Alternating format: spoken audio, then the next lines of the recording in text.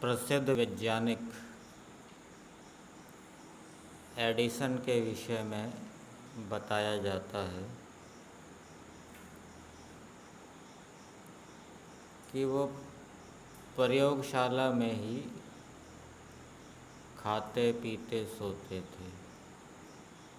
18 घंटे वहीं प्रयोगशाला में काम उनका होता रहता था और ये परिश्रम नहीं था, मनोरंजन के रूप।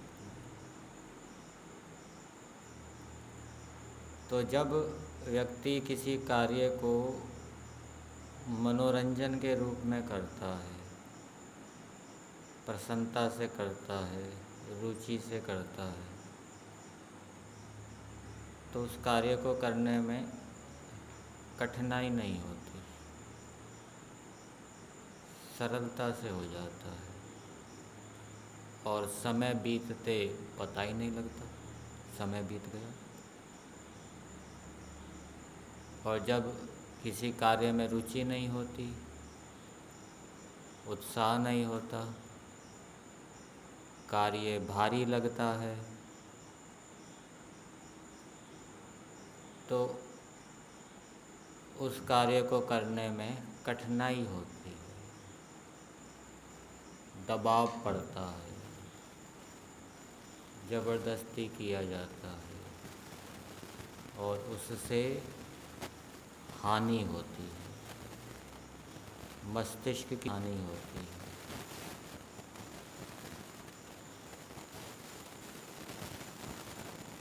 अब कोई व्यक्ति अपने कार्यों को बड़ी रुचि से कर रहा है, उत्साह से कर रहा है, ये भी एक वरदान है, ईश्वर की कृपा है। कुछ व्यक्ति ऐसे होते हैं किसी भी कार्य को रुचि से नहीं करते, अथवा जो दिनचर्या के कुछ कार्य तो रुचि से करते हैं, बाकी कार्य रुचि से नहीं करते। तो सब कार्यों में रुचि होनी चाहिए। सब कार्यों को हम 3 विभागों में बांट सकते हैं। जीवात्मा के विषय में बताया जाता है कि वो एक क्षण के लिए भी ज्ञान, कर्म और उपासना से रहित नहीं होता। ज्ञान को बढ़ाने का काम, ईश्वर की उपासना का काम और सेवा का काम, कर्म, ये सभी कार्य रुचिपूर्वक करने चाहिए। कि जब चिड़िया की आँख को निशाना लगाने का प्रसंग आया तो अर्जुन को तो केवल चिड़िया की आँख दिखाई देती थी, युधिष्ठिर आदि को और दूसरे पदार्थ भी दिखाई देते थे। तो लक्ष्य जब किसी कार्य का महत्व हमको समझ में आता है तो वो कार्य हमारा लक्ष्य बन जाता है।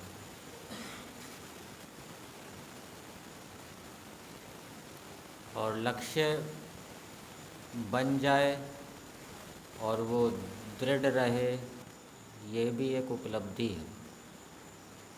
वेद के मंत्र के अंदर आता है, धुनयो यन्ति अर्थम, ये अथर्ववेद के मंत्र में है। इसका अर्थ किया गया है कि जो धुन के धनी होते हैं वो सफलता को प्राप्त करते हैं। मतलब कि वो लक्ष्य प्राप्त करने की धुन लगी हो, भूत सवार हो जाए कि ये प्राप्त करना है, करना है।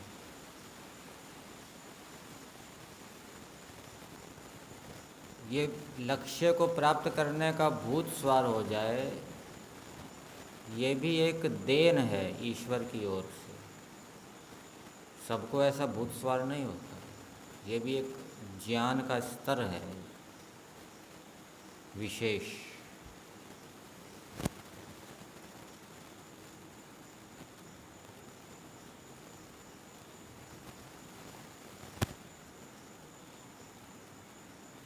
तो पहले हमें लक्ष्य बनाने चाहिए।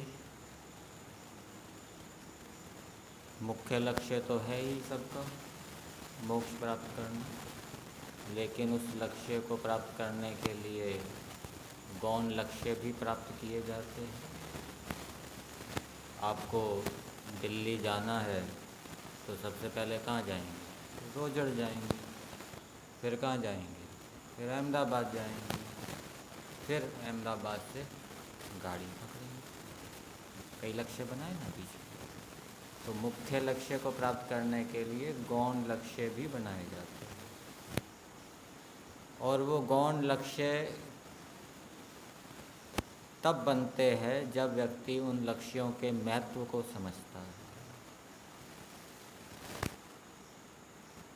स्वास्थ्य बनाना ये भी लक्ष्य है, विद्या प्राप्त करना ये भी लक्ष्य है, विद्या की रक्षा करना ये भी लक्ष्य है, विद्या को बढ़ाना ये भी लक्ष्य है, निष्काम कर्म करना ये भी लक्ष्य है। ये लक्ष्य कब बनेंगे? जब व्यक्ति इनके महत्व को समझेगा, तब इनको रुचिपूर्वक करेगा।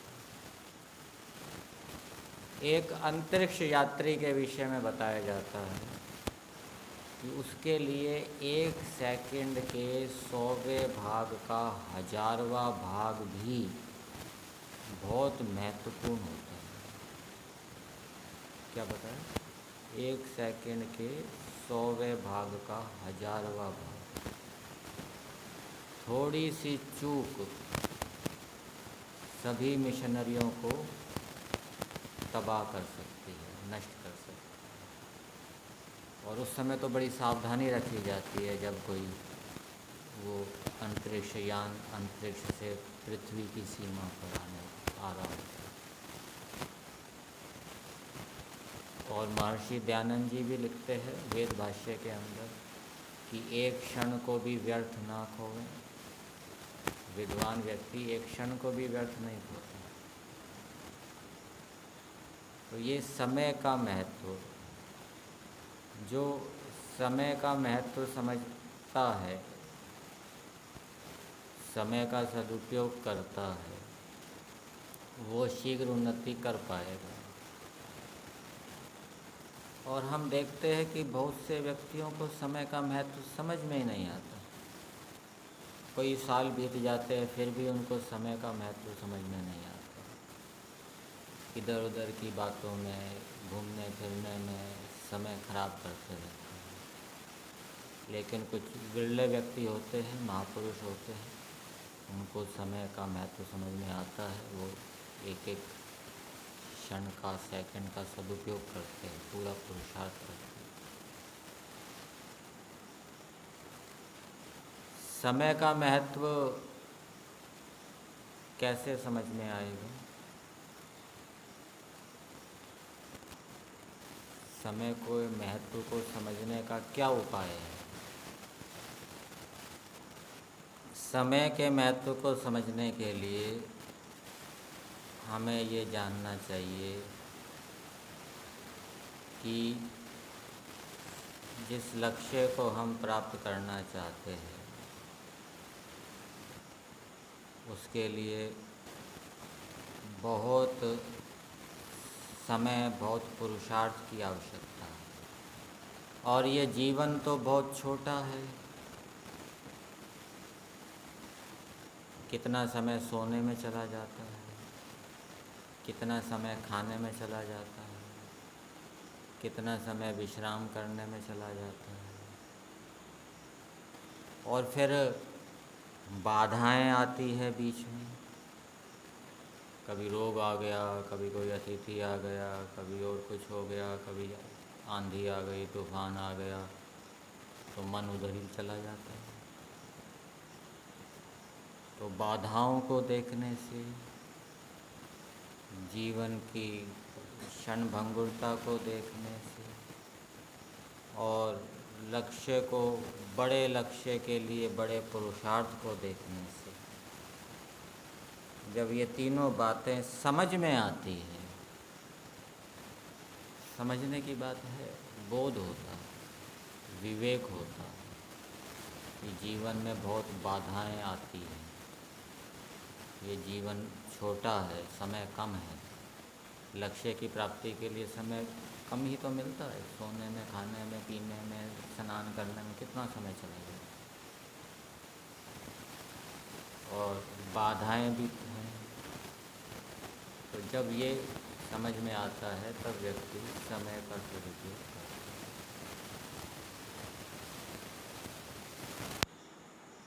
लक्ष्य कब बनता है? जब किसी कार्य का महत्व समझ में आता है तब वो कार्य लक्ष्य के रूप में बनता है कि ये मुझे प्राप्त करना है, और वो महत्व दृढ़ता से बना रहे। ये नहीं कि कुछ समय के लिए महत्व समझ में आया फिर उसका महत्व आप भूल गए, ऐसा नहीं।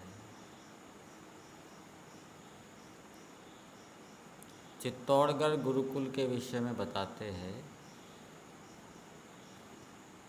कि वहाँ पर दंड के रूप में प्रातःराश बंद कर दिया जाता था और सैकड़ों बार गायत्री का जप करना, ये दंड के रूप में दिया जाता था। तो ये दंड एक सुधार का उपाय है, ठीक है। कोई त्रुटि, कोई दोष हमसे हो जाए तो स्वयं कुछ ना कुछ दंड लेने का अभ्यास होना चाहिए कि आज ये त्रुटि हो गई, किसी दूसरे को तो पता नहीं है, मैं ही जानता हूँ इसको। स्वयं उस त्रुटि के प्रति ग्लानि प्रकट करनी चाहिए और कुछ ना कुछ अपनी ओर से दंड लेना चाहिए। दंड क्या ले सकते हैं?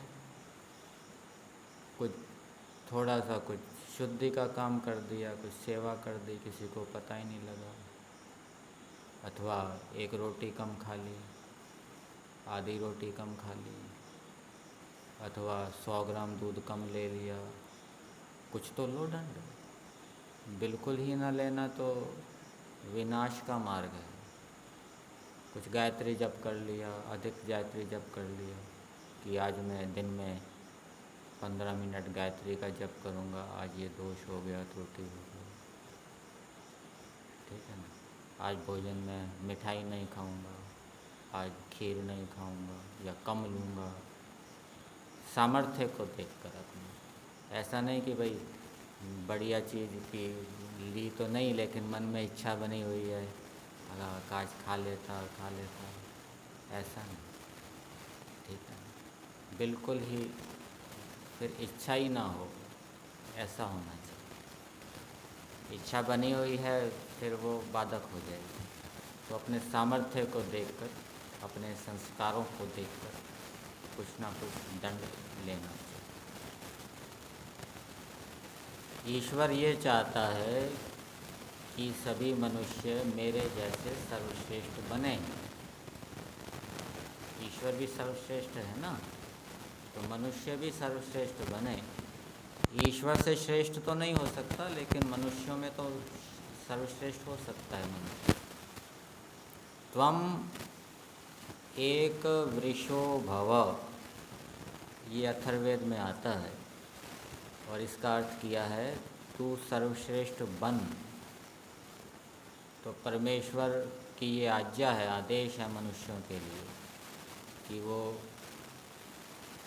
यहाँ तक बताया गया है कि प्रत्येक गुण में सर्वश्रेष्ठ बन, प्रत्येक गुण में आगे बन, ऐसा लक्ष्य होना चाहिए, प्रत्येक गुण में सर्वश्रेष्ठ बनने।